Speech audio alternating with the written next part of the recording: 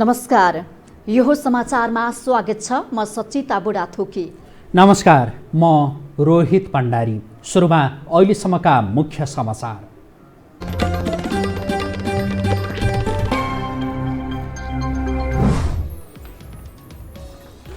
कोरोनाबाट बच्न नियम पालनामा ध्यान दिन नागरिकलाई प्रधानमन्त्री ओलीको आग्रह। बेमौसमी बाजा नबजाउन विरोधीलाई सुझाव। सरकारलाई पुनः सहयोग गर्ने प्रतिपक्षी कांग्रेसको प्रतिबद्धता। विपदको बहानामा राज्य कोष दोहन गर्नेलाई कारबाही गर्न आग्रह।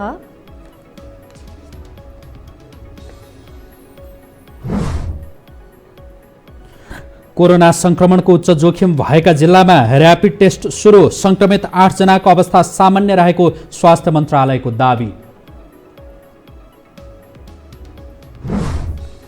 शंकर ग्रुपका मालिक सुलभ अग्रवाल कालोबजारी गरेको आरोपमा पक्राउ। 5,000 पर्ने थर्मल गन 15,000 रुपियाँमा बिक्री।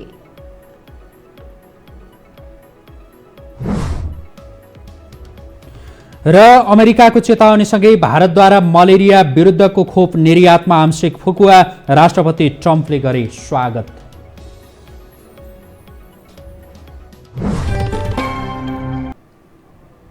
अब समाचार विस्तारमा। प्रधानमन्त्री केपी शर्मा ओलीले आज राष्ट्र र देशवासीको नाममा सम्बोधन गर्नुभयो। सम्बोधनका क्रममा प्रधानमन्त्री ओलीले आम नागरिकलाई सुरक्षित रहन आग्रह गर्नुभयो। तर त्योभन्दा बढी उहाँले सरकारमाथि लागेको भ्रष्टाचार र अनियमितताको आरोपको ढाकछोप गर्न र प्रतिपक्षलाई गाली गर्नमै जोड दिनुभयो। एक रिपोर्ट। राष्ट्रका नाममा सम्बोधनका क्रममा प्रधानमन्त्री केपी शर्मा ओलीले विदेशबाट फर्किएका नेपालीहरूलाई सो घोषणा गरेर जनप्रतिनिधि र स्वास्थ्य कर्मीको सम्पर्कमा जान आग्रह गरे। कतिपयले क्वारेन्टाइनमा बस्न गरिएको आग्रहलाई ध्यान नदिएको भन्दै उनले चिन्ता व्यक्त गरे। अबका 2 साता नेपालीको लागि अझै चुनौतीपूर्ण हुने प्रधानमन्त्री ओलीको भनाइ छ। यसबीच हजारौंको संख्यामा नेपालीहरू घर फर्किनु भएको छ। उहाँहरूमध्ये कतिपयले क्वारेन्टाइनमा बस्न गरिएको आग्रह र प्रबन्धहरूलाई ध्यान नदिएकोले चिन्ता थपिएको छ। उहाँहरूलाई पुनः आग्रह छ, सो घोषणा गरेर जनप्रतिनिधिहरू र स्वास्थ्य कर्मीहरूको सम्पर्कमा जानुहोस्। तपाईहरूको लापरवाही स्वयं तपाईको परिवार र सिङ्गो समुदायका लागि निकै महँगो पर्न सक्छ। आम नागरिकलाई परेको समस्याबारे आफूलाई अवगत भएको भन्दै प्रधानमन्त्री ओलीले जीवन रक्षा भन्दा महत्त्वपूर्ण कुरा अरू हुन नसक्ने बताए। स्वास्थ्य सामग्री खरिद प्रक्रियामा भएको भ्रष्टाचार र अनियमितताको विषयमा भइरहेको विरोधप्रति लक्ष्य गर्दै उनले अप्ठ्यारो अवस्थामा काम गरिरहेकाहरूलाई निराधार आरोप र मिथ्या प्रचारले निरुत्साहन गर्ने प्रधानमन्त्री ओलीले बताए। विश्वव्यापी संकटको परिस्थितिमा एकजुट भई लड्नुपर्ने समयमा सरकारलाई असफल देखाउन र आफ्ना स्वार्थ पूरा गर्न चलाइएका प्रचारबाजी बेमौसमी बाजा भएको तर्क उनले गरे। समाजमा उठ्ने गरेका, खास गरी मिडिया र सामाजिक सञ्जालमा आउने गरेका आलोचना, टिप्पणी र सुझावप्रति मेरो पर्याप्त ध्यान गएको छ। मानव जाति विरुद्ध आइलागेको राष्ट्रिय र विश्वव्यापी सङ्कटको यस्तो परिस्थितिमा एकजुट भई लड्नुपर्ने समयमा सरकारलाई असफल देखाउन र आफ्ना विभिन्न प्रकारका निहित स्वार्थ पूरा गर्न चलाइएका प्रचारबाजी बेमौसमी बाजा जस्तै हो र यस्तो प्रवृत्ति किमार्थ प्रशंसनीय हुन सक्दैन। प्रधानमन्त्री ओलीले केही अनियमितता र भ्रष्टाचार भएको देखे निर्ममतापूर्वक कारबाही गर्न आफू प्रतिबद्ध रहेको प्रतिक्रिया दिए। उनले स्वास्थ्य सामग्री खरिदको जिम्मा नेपाली सेनालाई दिने निर्णयको समेत बचाउ गरे। स्वास्थ्य उपकरणहरूको आपूर्ति गर्नु अहिले सबैभन्दा ठूलो चुनौती भएको उनको भनाइ छ। यति बेला सबैभन्दा ठूलो चुनौती स्वास्थ्य उपकरणहरूको आपूर्तिमा परेको छ। मागको तुलनामा आपूर्ति कम हुँदा स्वास्थ्य सामग्री खोसाखोस भएको र विभिन्न मुलुकबीच आरोप प्रत्यारोप समेत चलिरहेको छ। ओम्नी समूहसँग गरेको विवादास्पद सम्झौता रद्द गरेपछि सरकारले स्वास्थ्य सामग्री आपूर्तिको जिम्मा सेनालाई दिएको छ। सत्तारूढ दल नेपाल कम्युनिस्ट पार्टीभित्रै र बाहिरबाट पनि सरकारको निर्णयको आलोचना भइरहेको बेला प्रधानमन्त्री ओलीको यस्तो प्रतिक्रिया आएको हो। सम्माननीय प्रधानमन्त्री केपी शर्मा ओलीले आज देश र देशवासीको नाममा सम्बोधन गर्नुभएको छ र उहाँको सम्बोधनलाई राजनीतिक विश्लेषकहरूले कसरी लिएका छन् त, यो विषयमा थप कुराकानी हामी गर्दैछौँ। कुराकानीको लागि राजनीतिक विश्लेषक डाक्टर सुरेन्द्र केसँग हामी प्रत्यक्ष जोडिँदैछौँ। आज सम्माननीय प्रधानमन्त्री केपी शर्मा ओलीले यो अहिले कोभिड-19 कोरोना भाइरसको हामी विषम परिस्थितिमा छौँ, यसबाट बच्नको लागि उहाँले सबै आम नागरिकलाई सुरक्षित बस्नको लागि पनि अपिल गर्नुभएको छ। त्यस सँगसँगै उहाँले देशवासीको नाममा सम्बोधन गर्दै सबैलाई सरकारले विभिन्न खालका यो कोभिड-19बाट बच्नको लागि, महामारीबाट बच्नको लागि साथ सहयोगको पनि उहाँले अपेक्षा गर्नुभएको छ। उहाँको सम्बोधनलाई राजनैतिक विश्लेषणले चाहिँ कसरी लिएका छन् त, कसरी हेरेका छन् त, यो विषयमा हामी थप कुराकानी गर्दैछौँ। राजनैतिक विश्लेषक डाक्टर सुरेन्द्र केसी हामीसँग यो समाचारमा जोडिने प्रयास गरिरहेका छौँ। एकैछिनमा जोड्नेछौँ। हामी बाँकी समाचारतर्फ जान्छौँ।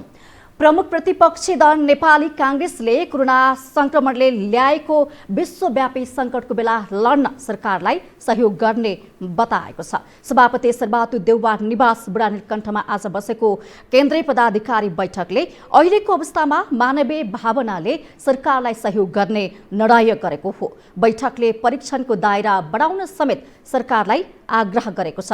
त्यस्तै पिपिई, भेन्टिलेटर, परीक्षण किट लगायतका अत्यावश्यक सामग्रीको व्यवस्था छिटो गर्न आग्रह गरेको प्रवक्ता विश्वप्रकाश शर्माले बताउनुभयो। पिपिई, परीक्षण किट, भेन्टिलेटर जस्ता अत्यावश्यक सामग्रीहरूको अपर्याप्तता जे छ त्यसलाई चाँडोभन्दा चाँडो सरकारले जुन प्रक्रियाले हुन्छ व्यवस्थापन गर्नलाई आजको बैठकले अपिल गरेको छ। कोरोना भाइरस संक्रमणको नियन्त्रणको लागि गरेको स्वास्थ्य सामग्री खरिदमा भएको अनियमितता र भ्रष्टाचारको विषयमाथि छानबिन गर्न बैठकले माग गरेको छ।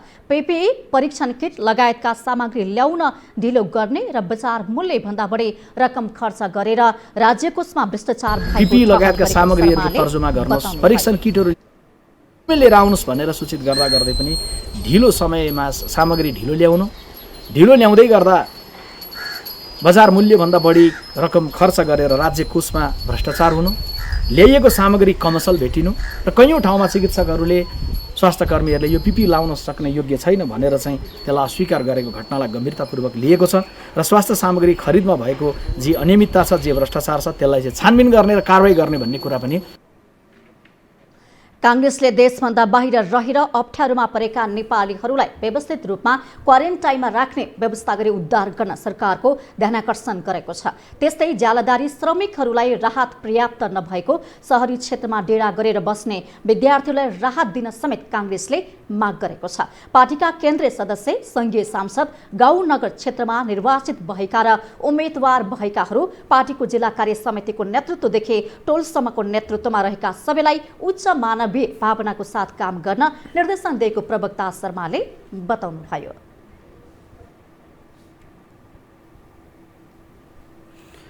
यसैबीच प्रधानमन्त्री केपी शर्मा ओलीले आज देशवासीका नाममा गर्नुभएको सम्बोधनका सन्दर्भमा केन्द्रित रहेर कुराकानी गर्नका लागि नेपाली काङ्ग्रेसका नेता डाक्टर मेनेन्द्र रिजाल यति बेला हाम्रो प्रत्यक्ष टेलिफोन सम्पर्कमा हुनुहुन्छ। उहाँसँग हामी कुराकानी गर्दैछौँ। डाक्टर साहब, स्वागत छ यहाँलाई। धन्यवाद। आज प्रधानमन्त्री केपी शर्मा ओलीले देशवासीका नाममा सम्बोधन गर्नुभयो। उहाँको सम्बोधनलाई यहाँले नेपाली काङ्ग्रेसले कुन रूपमा लिइरहेको छ? मैले आफूले नै उहाँले बोल्नुपर्छ भनेर माग पनि राखेका थिएँ सार्वजनिक रूपमा र बोल्ने भन्ने खबर पाएपछि मलाई खुसी लागेको थियो। खुसी यसकारण कि देशको मुख्य अभिभावक प्रधानमन्त्री हो। प्रधानमन्त्रीले बोल्दाखेरि मान्छे यो अप्ठ्यारोमा, यो महामारीको जोखिममा बस्या बेलामा केही उपाय छ, एउटा आशा भर्ने, मान्छेको भरोसा मान्छेलाई हुने र यो पार पाउँछौँ र यो जोखिमबाट निस्कन्छौँ भन्ने मान्छेलाई ढाडस दिने खालको आउँछ भन्ने लागेको थियो। प्रधानमन्त्रीले त्यो आशा पुरा गर्न सक्नु भएन।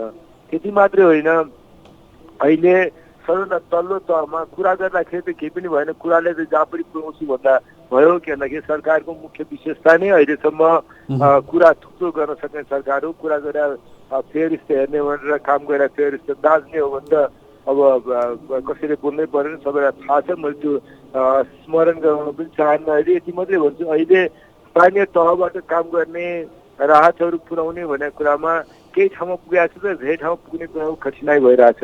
त्यो कठिनाइलाई अन्त्य गर्नुपर्दछ भन्ने कुरातर्फ पनि आश्वस्त प्रधानमन्त्रीको भाषणले गर्न सके। मुख्यतया आज एक्लो केन्द्रको सरकारले यो जोखिममा कोरोनाकोबाट रोकथाम गर्ने आम नागरिकलाई जोगाउने काम गर्न सक्दैन। त्यसैले हामी आज 753वटा गाउँपालिका र नगरपालिकामा सरकार छ। 753 गाउँपालिका र नगरपालिका सरकारलाई केन्द्रीय नीति अन्तर्गत केन्द्रले पठाएको स्रोत र साधन उपयोग गरेर कसरी जनताको बिचमा पुग्न सकिन्छ त्यतातर्फ परिचालन गर्नुपर्छ। डाक्टर साहब यहाँलाई रोकेँ। प्रधानमन्त्रीको सम्बोधनमा ठ्याक्कै के कुरा चाहिँ आइदिनु पर्थ्यो ताकि तपाईँले गरेको त्यो अपेक्षा, नेपाली काङ्ग्रेसले गरेको त्यो अपेक्षा पुरा हुन्थ्यो भन्नुहोस् त। पहिलो कुरा त प्रधानमन्त्रीले एउटा ढुक्क साथ भन्न सक्नु पर्थ्यो कि हामीहरू केन्द्रबाट नीतिगत रूपमा यो गर्छौँ, स्रोत साधन यसरी पुर्याउँछौँ, त्यो स्रोत साधन यतिभित्र पुग्छ, तपाईँहरू तल कोअर्डिनेट गर्नुहोस्। म एक्लै होइन, केन्द्रको सरकार मात्रै होइन, प्रधानमन्त्री एक्लै होइन, देशमा 6743वटा वार्ड छन्, 6743वटा सरकार परिचालित हुनु पर्यो, 753 सरकार परिचालित हुनु पर्यो। स्रोत साधन केन्द्रले दिने हो, तर त्यो स्रोत साधनलाई सदुपयोग गरेर गाउँघरको जनतासम्म पुग्ने काम गर्नु पर्यो भनेर स्पष्ट रूपमा त्यो बाटोमा जानु पर्थ्यो, त्यतातर्फ जानु सकेन। एक दोस्रो कुरा, प्रधानमन्त्रीले ठाडस दिएर जनतालाई जस्तो भनौँ कैलाली र कञ्चनपुरमा सबैको काटो गएको छ, त्यत्रो ठुलो सङ्ख्यामा दार्चुलामा मान्छेहरू आउनु भएको छ, उहाँहरूको बेग्लै छुट्टै राख्न सकेका छैन। त्यसैले सङ्क्रमण कहाँ पुगेको छ थाहा छैन। सबैलाई अब आजको दिनमा जानकारी छ यो सङ्क्रमण यस्तो हो कि 6 दिनसम्म मान्छेले केही खान पाइकन कुनै पनि लक्षण नदेखिकन रोग बोकेर हिँड्न सक्छ। 6 दिनसम्म मान्छे कहाँ पुग्यो थाहा छैन। त्यति मात्रै होइन, 100जना बिरामी हो भने 30जना बिरामीलाई केही पनि लक्षणै थाहा नभइकन बित्छ। त्यसैले जम्मा के अरे आधी जस्तो बिरामीमा मात्रै केही लक्षण देखिन्छ, 20-25 बिरामीमा अलिक बढी लक्षण के अरे अलिक बढी दुःख बेहोर्नुपर्छ, मृत्युसम्म सम्भव के अरे बेहोर्नुपर्ने स्थिति हुन्छ। यस्तो रोगलाई हामीले लड्नुपर्नेछ, यो रोग नपसोस् भनेर काम गर्नुपर्नेछ। कैलाली कञ्चनपुरमा दार्चुलामा कसरी अथवा सीमामा कसरी काम भएको छ त्यतातर्फ आश्वस्त गर्नुपर्ने हो प्रधानमन्त्री। त्यो आश्वस्त बलियो साथ गर्न सक्दैन। आज तपाईँहरूले यसो भनिरहँदा प्रधानमन्त्रीले आफ्नो सम्बोधनको अन्त्यतिर के पनि भन्नुभएको छ भनेदेखि सरकारलाई असफल बनाउने गरी भ्रमहरू फैलाइए भनेर उहाँले त्यो गुनासो गर्नुभएको छ। विशेष गरी अनियमितता र भ्रष्टाचारका हुँदै नभएका कुराहरू त्यसै फैलाइए भनेर भन्नुभएको छ। के भन्ने प्रधानमन्त्रीले गुनासो गर्ने होइन, प्रधानमन्त्रीले एउटा कुरा के बुझ्नु पर्यो भने उहाँका मन्त्रीहरू, उहाँका छेउछाउका मन्त्रीहरू, सल्लाहकारका छोराहरूको बारेमा यस्तो ठुलो काण्डको कुराहरू आइरहेछ। उहाँले बाध्य भएर सार्वजनिक भइसकेपछि ठेक्काको प्रक्रिया रद्द गर्नु पर्यो। अनि आम जनताले, एउटा पार्टीले विपक्षीले, एउटा अर्को पार्टीको नेताले बोले होइन, आम जनताको मनमा प्रधानमन्त्रीको वरिपरि भ्रष्टाचारी मात्रै बसेका छन्। भ्रष्टाचारीलाई आज काम गर्नुपर्ने दिनमा प्रधानमन्त्रीका उप प्रधानमन्त्री, प्रधानमन्त्रीका सल्लाहकारहरू के भन्दाखेरि एकअर्कालाई जोगाउने, छोराछोरीको प्रतिरक्षा गर्ने बहसमा हिँड्नु भएको छ, काम गर्ने काममा लाग्न सक्नु भएको छैन। हुन्छ डाक्टर साहब, अहिलेका लागि यति नै गऱ्यौँ यहाँसँगको यो कुराकानी। आश्वस्त गर्नुपर्दैन थियो जनतालाई, आश्वस्त गर्न सक्नु भएन। हुन्छ डाक्टर साहब, अर्को कार्यक्रममा यहाँसँग थप कुराकानी गरौँला। हामीलाई समय दिनुभयो, धेरै धन्यवाद। उहाँ हुनुहुन्थ्यो नेपाली काङ्ग्रेसका नेता डाक्टर मेनेन्द्र रिजाल। प्रधानमन्त्री केपी शर्मा ओलीले आज गर्नुभएको देशवासीका नाममा जुन सम्बोधन गर्नुभयो त्यो सम्बोधनका सन्दर्भमा केन्द्रित रहेर उहाँसँग हामी कुराकानी गर्दैथ्यौँ र प्रधानमन्त्री केपी शर्मा ओलीको आजको सम्बोधनका सन्दर्भमा केन्द्रित रहेर कुराकानी गर्नका लागि यति बेला हामीसँग राजनैतिक विश्लेषक प्राध्यापक डाक्टर सुरेन्द्र केसी हुनुहुन्छ। उहाँसँग हामी थप कुराकानी गर्दैछौँ। डाक्टर साहब, स्वागत छ यहाँलाई। धन्यवाद। आज प्रधानमन्त्री केपी शर्मा ओलीको सम्बोधन त सुन्नुभयो होइन पुरै? सुने अलिअलि। कस्तो लाग्यो, के भन्नुहुन्छ यति बेला? अब त्यो खास त्यस्तो राष्ट्रिय सम्बोधन गर्नुपर्ने विषयवस्तु समेटिए जस्तो त मलाई लागेन। एउटा कर्मकाण्डीय एउटा सन्देश दिउँ न त भन्ने क्रममा आएको विषयवस्तु समेटे जस्तो मात्रै देखेँ मैले। त्यस्तो संवेदनशील विषय त मैले केही पनि देखिँदैन। के भन्नु पर्थ्यो, के बोल्नु पर्थ्यो प्रधानमन्त्रीले? सम्बोधनमा के आउनु पर्थ्यो? जस्तो अब यो हाम्रो महाकाली पारी चाहिँ 800-900 नेपालीहरू असहज स्थितिमा रहिरहेको भन्ने त्यो एउटा विषय थियो। त्यसलाई चाहिँ त्यतै यताको यतै व्यवस्थापन गर्ने सहमति छ भन्ने कुराको रूपमा मात्रै प्रधानमन्त्रीको सन्देश त्यहाँ आएको मैले पाएँ। त्यसपछि यो जुन जनमानसमा भ्रष्टाचारसँग जोडिएका कतिपय कुराहरूमा पनि प्रधानमन्त्री आइपुग्ने हो कि भन्ने पनि थियो।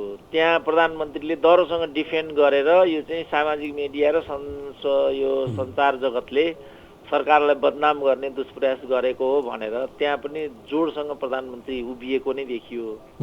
त्यसपछि मान्छेले के निष्कर्ष निकाले भने भ्रष्टाचारको विषयलाई प्रतिरोध गर्ने दुराशय र आफ्नो स्वास्थ्य जो प्रतिकूल हुँदै पनि एउटा स्वास्थ्य स्थिति अनुकूल छ भन्ने देखाउनको लागि मात्रै प्रधानमन्त्रीले राष्ट्रलाई सम्बोधन गर्ने सिद्धान्त अपनाएको भन्ने रूपमा मान्छेले बुझे। तपाईँले केही दिन यताका समाचारहरूलाई निरन्तर हेरिरहनु भएको छ र त्यही अनुसारले त्यसलाई आधार मानेर विभिन्न खालका विश्लेषणहरू पनि गरिरहनु भएको छ। जस्तो प्रधानमन्त्री केपी शर्मा ओलीले सम्बोधनमा के भन्नुभयो भने सरकारलाई असफल बनाउने गरी यो बेलामा भ्रमहरू फैलाइए भनेर उहाँले भन्नुभयो। तपाईँले एकदम त्यो तपाईँ निष्पक्ष विश्लेषण पनि गर्नुहुन्छ। तपाईँको विश्लेषण चाहिँ कस्तो रहन्छ ताकि यति बेला यो विषयलाई साँच्चै राजनैतिक विषय नै बनाइएको हो ताकि कोरोनाको महामारीसँग देश जुधिरहेका बेला विपक्षी दलहरू त्यसो गरेका हुन्? विपक्षी दल कहाँ छ र? खोइ विपक्षी दल भन्ने छ? तपाईँले अहिलेसम्म शेरबहादुर देउपाले यो कोरोनाको सन्दर्भमा कुनै भूमिका कुनै प्याकेज कुनै के गरेको तपाईँले सुन्नु भएको छ र? विपक्ष भन्ने नै कहाँ छ नेपालमा अहिले? काङ्ग्रेस लगायतका दलहरूले भनिरहेछन् अब जस्तो साना दलहरूका तर्फबाट अख्तियारमा नै उजुरी परेछ, अब तिनीहरूलाई पनि विपक्षी दल नै भन्ने होला के हो डाक्टर साहब? होइन, अब विपक्ष भनेको कङ्क्रिटली आउनु पर्यो नि त। जस्तो कुनै एउटा डेमोन्स्ट्रेसन हुनु पर्यो, कुनै एउटा कलेक्टिभ भोइस हुनु पर्यो। त्यस्तो त अहिले केही पनि आएको मैले देखेको छैन। तपाईँले भने जस्तो जो प्रदर्शनको कुरा गर्नुभयो नि, प्रदर्शनका लागि पनि उपयुक्त समय छ र यति बेला? होइन, उपयुक्त छैन। प्रतिपक्ष भनेकै अनुपयुक्तताका बीचबाट चाहिँ जनताको आवाज दिने राजनीतिलाई प्रतिपक्ष भन्छन् होइन र? के हो प्रतिपक्ष भने? घरमा सुतेर भाषणबाजी गर्ने हो प्रतिपक्ष भनेको? यति बेला यो विषयलाई चाहिँ राजनीतिक विषय बनाइएको हो भन्ने लाग्छ कि लाग्दैन यहाँलाई? के लाग्छ ताकि भ्रष्टाचार अनियमितता लगायतका जे कुराहरू आइरहेछन् प्रधानमन्त्रीले भने जस्तै साँच्चै सरकारलाई असफल बनाउनका लागि त्यो देखाउनका लागि भइरहेका प्रयासहरू हुन् या के हो? अन्तिम जिज्ञासा यहाँसँग मेरो। होइन, अब जस्तो भने यो खसगर अलीको प्रकरण आयो नि त होइन, उनले आफै त्यो ह्याक गरेको हो भनिसकेका छन् होइन। अब पिपिईमा जो यो स्वास्थ्य सामग्री चीनबाट ल्याएको सम्बन्धी जो ठेकेदारी हो त्यो चाहिँ रद्द सरकारले नै गरिराखेको छ होइन। अनि जे चाइनाबाट सामग्री आयो ती गुणस्तर युक्त भएनन् भन्ने कुरा पनि सरकार तर्फबाटै आएर नेपाली सेनाले उडाइसकेको हेलिकप्टर बाटैबाट फिर्ता गर्यो भन्ने पनि सुनियो। अब यो हामीले उठाएका विषय हुन् र यी सरकारले अब यो जुन 25 लाखवाला एउटा नेबानीको एउटा कमिसनको कुरा थियो त्यो पर्यटन मन्त्री आफैले चाहिँ त्यो रोक्नु भनेर आदेश दिनुभयो अरे भन्ने पनि सुनियो। यहाँ बेमतलबसँग प्रतिपक्ष सरकारलाई गिराउने अथवा डिफेम गराउने भन्ने कुरासँग जोडेर यो आवाजलाई किन मान्छे उठाएर आएन म बुझ्दिनँ। हस्, यहाँलाई धन्यवाद यो विश्लेषणका लागि। उहाँ हुनुहुन्थ्यो राजनैतिक विश्लेषक प्राध्यापक डाक्टर सुरेन्द्र केसी। प्रधानमन्त्रीको सम्बोधनका सन्दर्भमा केन्द्रित रहेर आफ्नो विश्लेषण प्रस्तुत गर्नुहुँदै हामीसँग समाचार अझै बाँकी छन्। अहिलेलाई विश्राम।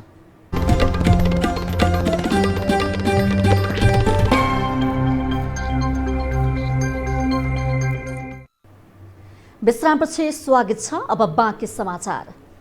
स्वास्थ्य मन्त्रालयले कोरोना भाइरस संक्रमणको उच्च जोखिममा भएका जिल्लामा र्यापिड डायग्नोस्टिक टेस्ट मार्फत परीक्षण सुरु गरेको छ। मन्त्रालयको नियमित पत्रकार सम्मेलनमा प्रवक्ता डाक्टर विकास देवकोटाले संक्रमणको जोखिम उच्च भएका कैलाली र कञ्चनपुरमा परीक्षण प्रभावकारी बनाइएको जानकारी दिनुभएको हो। उहाँले जुम्ला र अछाममा पनि परीक्षणका लागि स्वाब लिने काम भइराखेको बताउनु भएको छ। देवकोटाले शनिबार यता 255 जनाको परीक्षण गरेको दावी गर्नुभयो। आजसम्म 1796 जनाको परीक्षण भएको प्रवक्ता देवकोटाले बताउनु भएको छ। संक्रमित 8 जनाको स्वास्थ्य अवस्था सामान्य रहेको उहाँको भनाइ छ। काठमाडौँ उपत्यकाका विभिन्न स्थानमा रहेका 35जना व्यक्तिहरूको थप नमुना सङ्कलन पनि भएको छ। त्यसै गरी अब नयाँ सङ्क्रमितहरू आज नभएको र सबै सङ्क्रमित 8 जनाको स्थिति चाहिँ स्वास्थ्य स्थिति सामान्य रहेको छ। डाक्टर देवकोटाले संक्रमितको सम्पर्कमा आएका व्यक्तिहरूको कन्ट्याक्ट ट्रेसिङ 90% सम्पन्न भएको बताउनु भएको हो। उहाँले काठमाडौँ उपत्यकाभित्र 16 जना र काठमाडौँ बाहिर 84 जना आइसोलेसनमा रहेको र क्वारेन्टाइनमा 9228 जना रहेको बताउनु भएको छ। यस्तै रेड जोनमा 17 जना थपिएर 172 जना पुगेको उहाँले जानकारी दिनुभएको छ। यसबाहेक काठमाडौँ उपत्यकाका विभिन्न स्थानमा रहेका 35 जना व्यक्तिहरूको नमुना सङ्कलन समेत भएको उहाँले बताउनु भएको छ।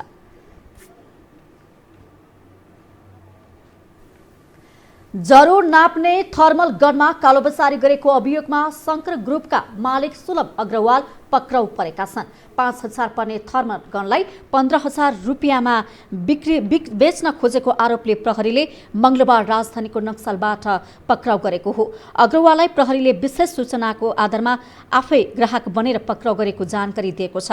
सोमबार अग्रवालसँग भएको थर्मल गन खरिद गर्ने योजना बनाए पनि अग्रवालले मंगलबार कारोबार गर्ने बताएपछि सोही अनुसार उनलाई पक्राउ गरेको महानगरी प्रहरी अपराध अनुसन्धान महाशाखाका प्रमुख सहकुल थापाले जानकारी दिनुभयो। किर्गिस्तानका अवैधानिक महावाणिज्य दूत समेत रहेका अग्रवालले थर्मल गन लिएर जाँदा पनि कूटनीतिक न्युके झण्डावाला गाडी भने प्रयोग गरेका थिए।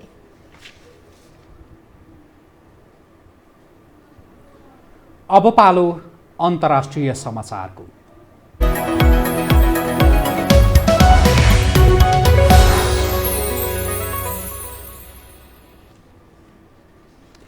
अमेरिकी राष्ट्रपति डोनाल्ड ट्रम्पले चेतावनी दिएको केही घण्टामै भारतले मलेरिया विरुद्धको खोप हाइड्रोक्सिक्लोरोक्वाइनको निर्यातमा आंशिक रूपमा फुकुवा गर्ने भएको छ। मलेरिया विरुद्धको उक्त औषधिलाई ट्रम्पले पटक पटक कोभिड-19 विरुद्ध अचूक औषधि हुन सक्ने भन्दै आएका छन्। ट्रम्पले यसअघि भारतले उक्त औषधिको निर्यातमा फुकुवा नगरी उसमाथि बदला लिन सकिने चेतावनी दिँदै आएका थिए। ट्रम्पले व्हाइट हाउसबाट यदि भारतले हाइड्रोक्सिक्लोरोक्वाइन नपठाए आफू अचम्ममा पर्ने बताएका थिए। ट्रम्प र भारतीय प्रधानमन्त्री नरेन्द्र मोदीबीच यसै विषयमा टेलिफोन वार्ता समेत भएको थियो। भारत उक्त औषधि सबैभन्दा धेरै उत्पादन र निर्यात गर्ने देशमध्ये एक हो।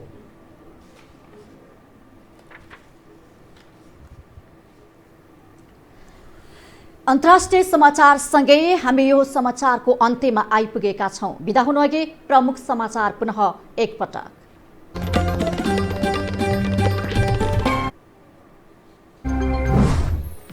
कोरोनाबाट बच्न नेम पालनमा ध्यान दिन नागरिकलाई प्रधानमन्त्री ओलीको आग्रह।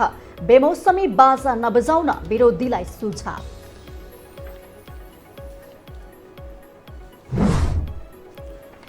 सरकारलाई पूर्ण सहयोग गर्ने प्रतिपक्षी कांग्रेसको प्रतिबद्धता। विपदको बहानामा राज्यको दोहन गर्नेलाई कारबाही गर्न आग्रह।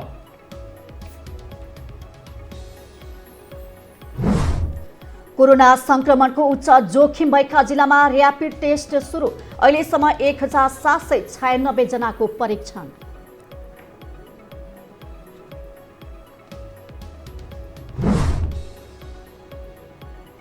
शङ्कर ग्रुपका मालिक सुलभ अग्रवाल कालोबजारी गरेको आरोपमा पक्राउ। 5000 पर्ने थर्मल गन 15000 रुपियाँमा बिक्री। र अमेरिकाको चेतावनीसँगै भारतद्वारा मलेरिया विरुद्धको खोप निर्यातमा आंशिक फुकुवा। राष्ट्रपति ट्रम्पले गरे स्वागत।